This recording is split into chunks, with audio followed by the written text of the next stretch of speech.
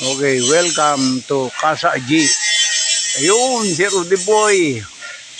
Oh, hindi siya kasi pipinturahan namin yan. May kalawang na iba eh. Yan, pasok tayo. Ito yung mga halaman ni Casa G. Yan. Oh, pasok tayo. Ito, tatanim pa lang ito eh.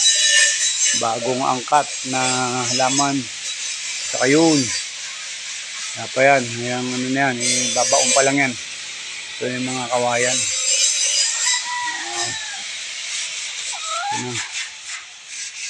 May pintura na si Casa G. Yan. Palibot ng puno ito eh. Puno yan.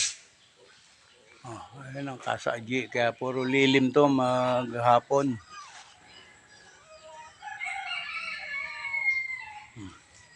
Yun yung kayak. Hindi pa magulo pa kasi nagagawa pa kami dito. Kaya ganito ang itsura. Hindi pa naayos. Gagawa pa yan. Ginagawa pa yung lamesa.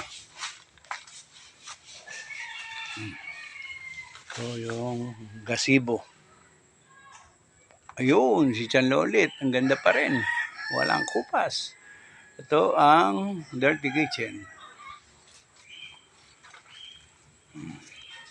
Ayun ang big bike ni Otap. Kawasaki.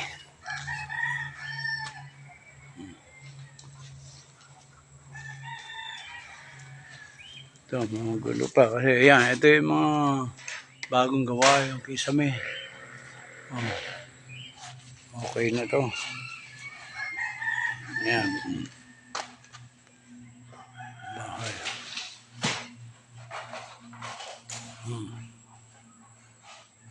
Ito yung mga antik. Mga Otap. Ayan, ito yung mga bago. Kompleto na yan.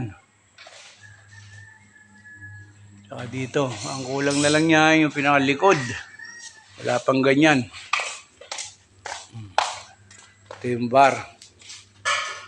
Very expensive to. Itong bar na to. Itong granite na to, 31,000 eh. Tapos pa-install, 5,000. Bali, nabot ng 36. Ito pa lang, ibabaw lang. Hindi pa kasama tong, yan, wala pa yan. Itong mga bangko na to. Ano na, pamahal eh. Ito na iwan. Itong lababo. Dapat yung ditong ginastos dito na napapunta sa lababo iba eh. Pwede naman tiles na lang tayo. Ito, spiral. Papunta dun. Okay na daw.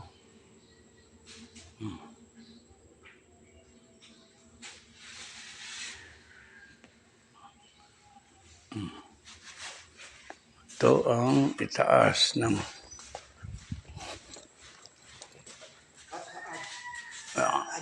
yan ang second floor.